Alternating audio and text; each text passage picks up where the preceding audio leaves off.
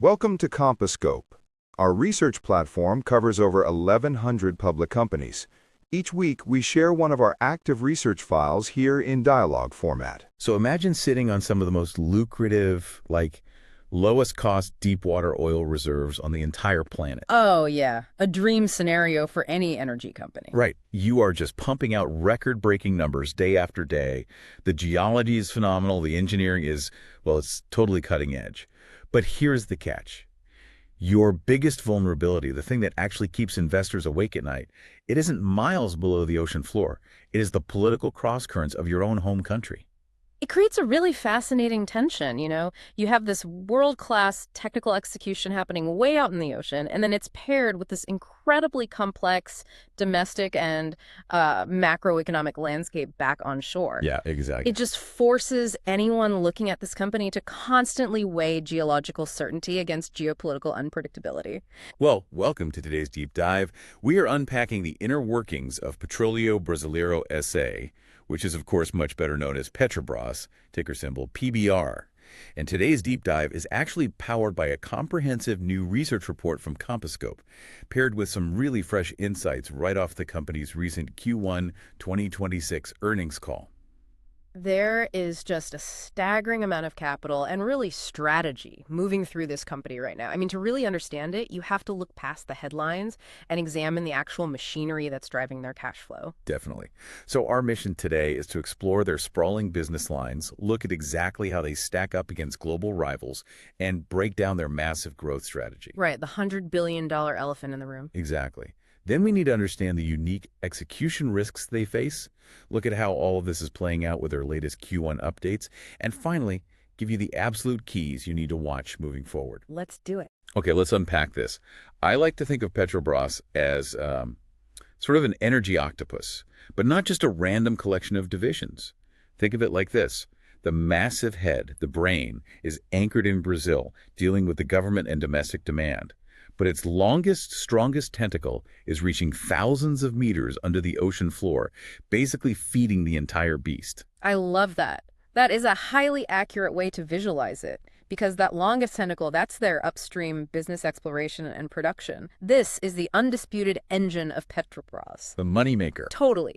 Their operations are overwhelmingly dominated by the deepwater and ultra-deepwater fields located right off the coast of Brazil, specifically the famous Búzios and Tupi fields. You'll often hear these referred to as the Presalt fields. And we should probably explain what Presalt actually means, because, it's not just an industry buzzword. It's basically a geological fortress. It really is. We are talking about drilling through a couple of kilometers of ocean, then a couple of kilometers of solid rock, and then having to penetrate a massive layer of shifting ancient salt just to reach the oil reservoirs underneath. The engineering required to do that reliably is just staggering, and they have mastered it. I mean, these aren't just large fields, they are some of the most prolific deepwater oil fields globally. Right.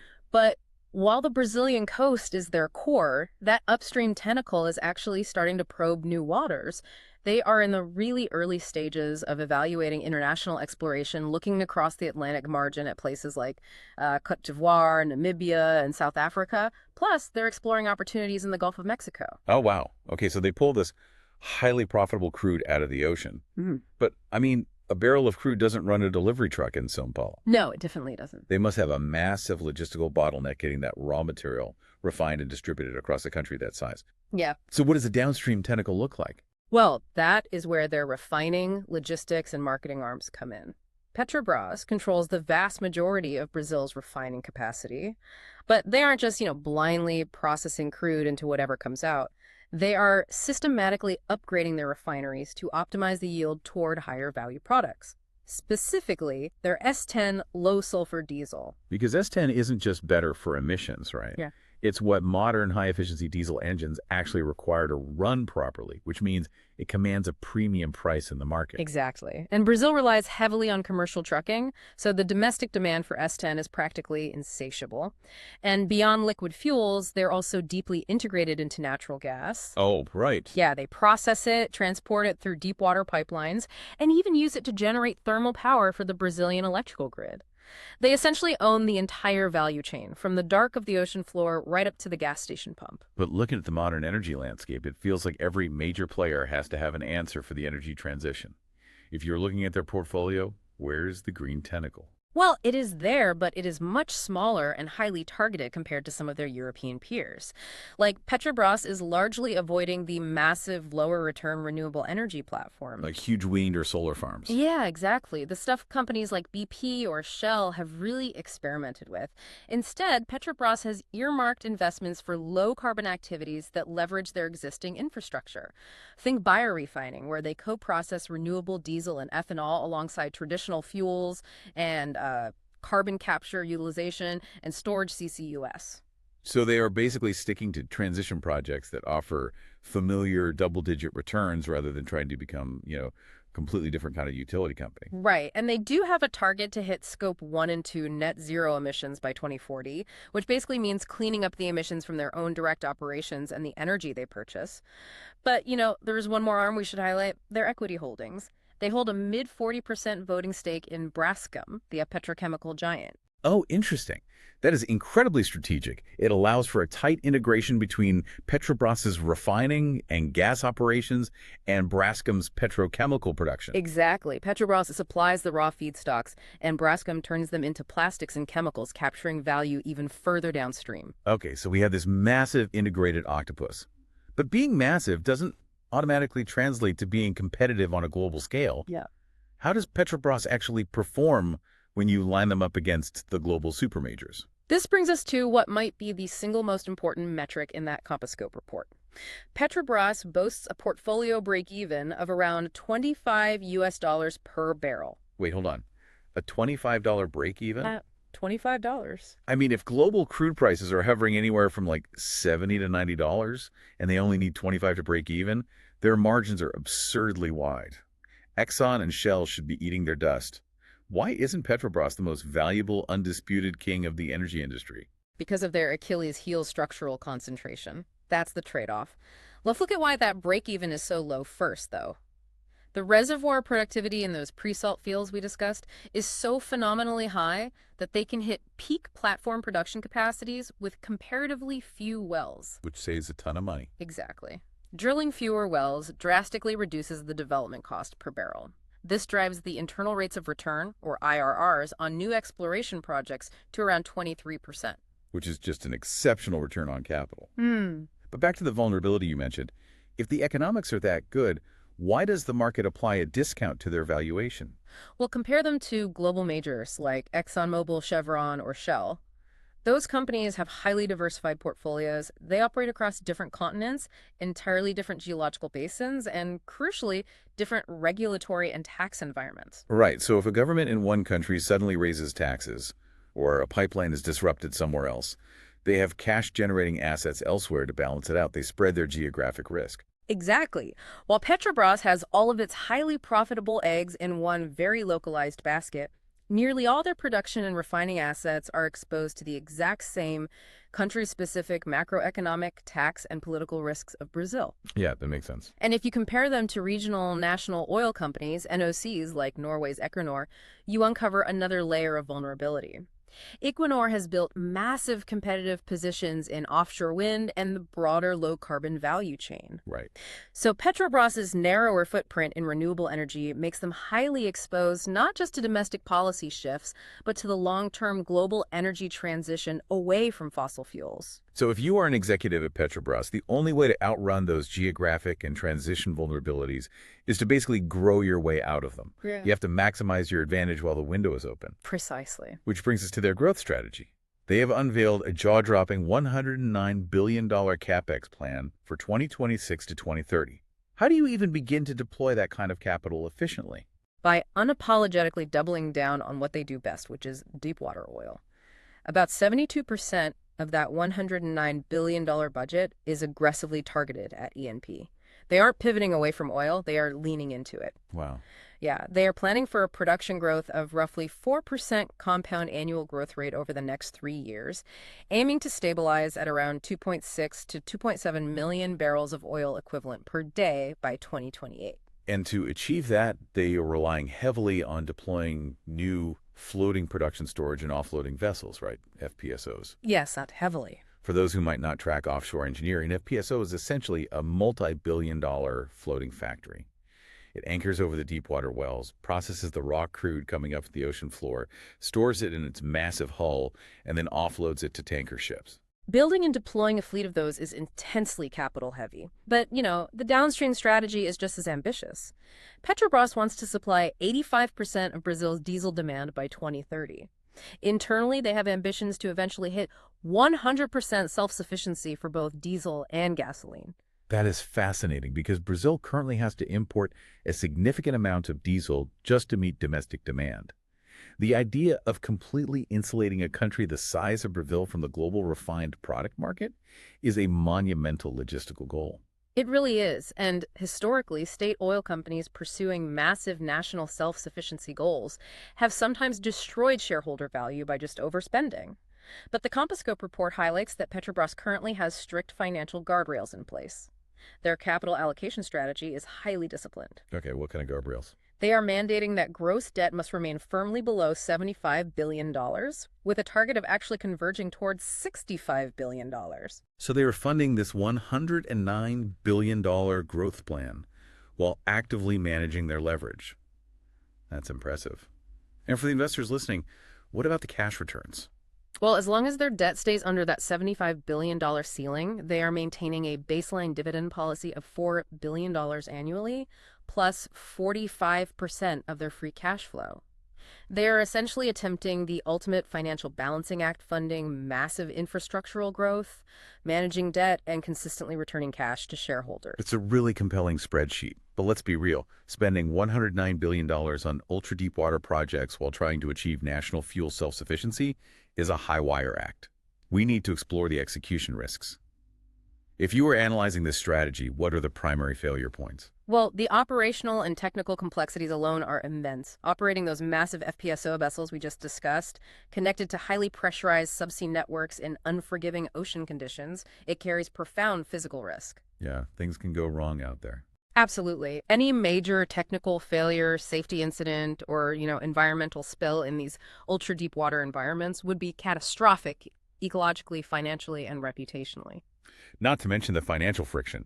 Historically, large-scale offshore projects are just notorious for supply chain bottlenecks, schedule slippages, and massive cost overruns.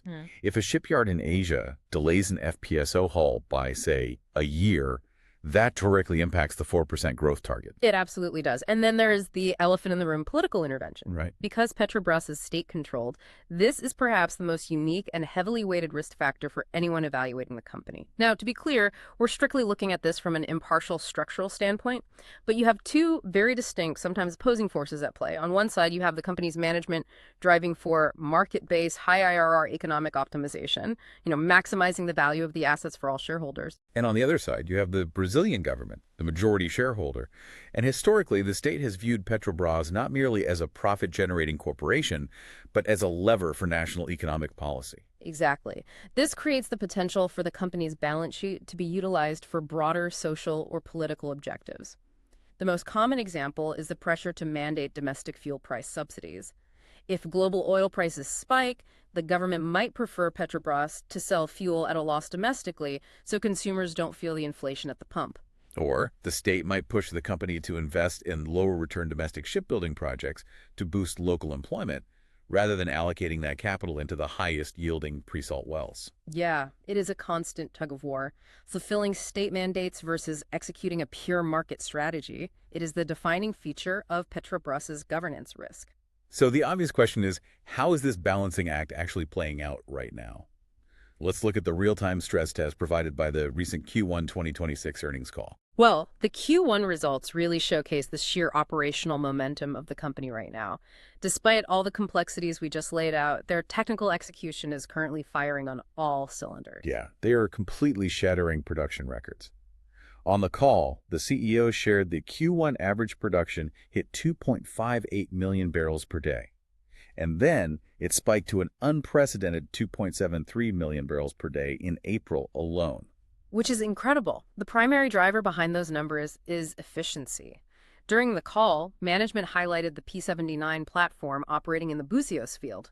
It didn't just start production 3 months ahead of schedule. It is actually expected to hit its maximum processing capacity of 180,000 barrels per day, utilizing just 3 or 4 wells instead of the originally modeled 4. Wow, so that directly validates the exceptional reservoir productivity and low breaking costs we discussed earlier. Absolutely. But the upstream success was only half the story on the call. The downstream refining side faced a massive real-world test. The Q1 earnings took place against the backdrop of a major geopolitical storm, the recent conflict between the U.S. and Iran. Right. Global supply was suddenly squeezed tight, which immediately put immense upward pressure on international fuel prices. Petrobras responded by pushing their domestic refineries to the absolute limit to ensure domestic supply, didn't they? They did. Their refinery utilization actually surpassed 100%, safely reaching 102 to 103% of nominal capacity. They basically redlined the engines to maximize output, specifically focusing on that high-value S10 diesel, to physically shield the Brazilian market from the global supply shock. But wait, this brings us right back to the governance risk. How do they protect the Brazilian consumer from a massive price spike without subsidizing the cost and taking a brutal financial hit themselves? And that is where the current arrangement with the federal government proved critical. On the call, executives explained that instead of forcing Petrobras to absorb the price difference, the federal government stepped in with direct subsidies.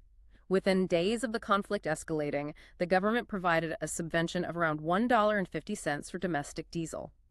So the state treasury absorbed the shock, not the company's balance sheet. Precisely. That's why the CFO explicitly noted that Petrobras is not incurring losses to avoid price volatility for consumers. This allowed Petrobras to maintain its dominant market share, ensure domestic supply, and most importantly, continue to operate profitably without sacrificing their margins. I mean, if you're an investor worried about political intervention destroying cash flow, seeing the government take the financial hit instead of the company is a massive relief. But it wasn't a completely friction-free quarter, right? The volatility still impacted capital allocation. It did, yeah. The CFO had to address the dividend expectations. We saw extreme volatility in the price of Brent crude during the quarter, literally seeing it swing from $110 down to $90 in a single day as geopolitical headlines crossed the wire. That's a wild swing. Yeah, and because of that wild unpredictability, management is choosing caution. The CFO stated that as of now, there will likely be no extraordinary dividends paid out this year. So even though they are basically printing money with those high production numbers, the external volatility means they are choosing to prioritize fortifying the balance sheet. They are directing excess cash toward paying down their gross debt toward that $65 billion target, rather than just handing out extra unmandated cash to shareholders. Yeah, it is a clear, real-world demonstration of the financial discipline they outlined in their 2026 to 2030 strategic plan. They are sticking to the guardrails. Okay, let's pull all of these threads together. If you had to distill everything from the Compascope report, the Q1 earnings call, and the broader macroeconomic picture into the absolute most important factors, the keys to watch moving forward, what should you be focused on? Number one, without a doubt, remains Brazilian government policy. This is the ultimate wild card that dictates the valuation. You have to monitor the degree of adherence to market-based pricing for domestic fuels. As long as the government subsidizes shocks, Petrobras is safe. But if that policy shifts, margins could compress really quickly. Makes sense. Also, watch carefully for any capital expenditure mandates that might redirect funds away from the high-yield Presalt projects toward lower-return state-sponsored initiatives. And number two has to be Presalt execution and the global price of Brent crude. Their entire growth model, that $109 billion plan, it relies on the physical delivery of those new massive FPSO vessels on time and on budget. And of course, the financial model requires global oil prices to stay comfortably above that $25 break-even mark to fund both the Capex and the dividends. Exactly. And a third fascinating key to watch involves their strategic wildcards. Keep an eye on Petrobras taking a highly active role in managing their stake in Braskem. The CEO made it very clear on the call they are not interested in selling their equity. They actually want to capture deeper operational and commercial synergies between their refining operations and Braskem's petrochemical plants. They're playing the long game there. And speaking of expanding their influence, what about that recent delegation they sent to Mexico? Oh, that is a critical thread for the future. They are actively exploring a partnership with Pemex to develop the Mexican side of the Gulf of Mexico. It is an area that is relatively unexplored, especially in ultra-deep water, which just happens to be Petrobras's exact area of global supremacy. Right. If they can successfully export their deep water expertise to a new geography, it could finally begin to mitigate that massive single-country concentration risk we discussed earlier. Wow. When you step back and look at the full picture, Petrobras is an absolute operational juggernaut. They are sitting on some of the best deep water assets on Earth, and right now they are executing their engineering and production plans flawlessly. Yeah. But they are permanently tethered to the political and economic fortunes of a single nation. Yeah, it is a completely unique risk-reward profile in the energy sector. And analyzing this raises an important question, something that logically follows from their strategy but goes completely against the grain of the broader industry narrative. Well, as Western supermajors increasingly pivot toward diversified, lower-return renewables to appease investors and meet climate goals, Petrobras is doing the exact opposite. They are unapologetically hyper-concentrating and doubling down on ultra-deep-water oil. Could this strategy actually make them the last true pure-play heavyweight of the fossil fuel era? Wow. So if the global energy transition ends up taking much longer or proves far more capital-intensive than the current consensus expects, their biggest weakness, being heavily undiversified in oil, could actually become their ultimate superpower. It is a really provocative thought to leave you with. By refusing to dilute their returns with massive, lower-margin renewable projects, they might be perfectly positioned to capture the lion's share of profits in a prolonged fossil fuel tail end. It brings us right back to where we started. Sitting on massive reserves, constrained by domestic politics, but holding an operational hand so strong it might just beat the diversified strategies of everyone else at the table. Thank you for joining us on this deep dive. Keep questioning the consensus, and we will catch you next time. This content is produced by Compasscope.com. For more than 1,100 public-listed companies, find detailed company research reports, visual mind maps, earnings call analysis, and audio discussions on Compasscope.com.